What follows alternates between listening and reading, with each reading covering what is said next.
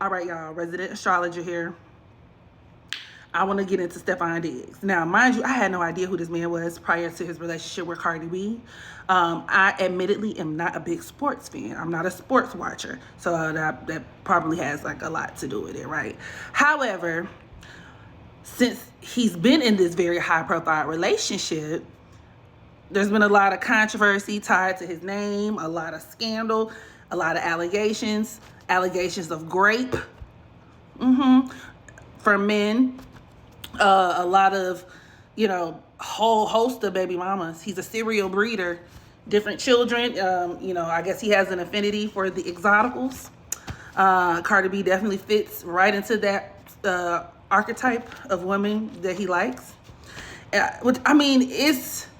It's a lot. It's a lot going on with this man.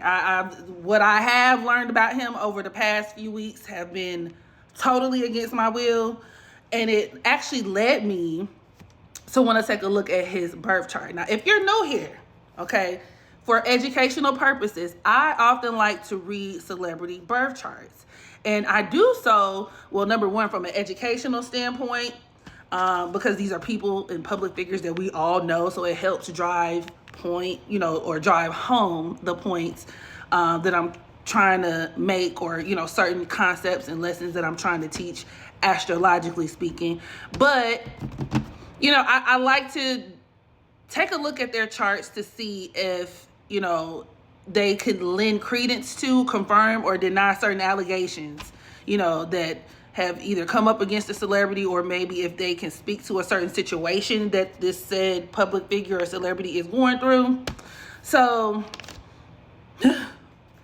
let's go ahead and get into it. Okay, so Steffon Diggs was born November 29th, 1993. Now, disclaimer, for those of y'all who are, once again, new here, may not be familiar with the way I do things, it's important to note that you do not have to have a person's exact time of birth to come up with a very accurate birth chart read. The only thing is you would have to forego counting their house placements. So in the situations where I do not have a time of birth, I will not cover house placements. I also will not cover, the ascendant, right? Obviously, the ascendant governs the houses. So those are the things that could be very much affected by time, as does the moon as well. You could take because the moon, just because it rotates so quickly, so rapidly, you can give or take a couple of degrees off of the moon if you don't know the time of birth.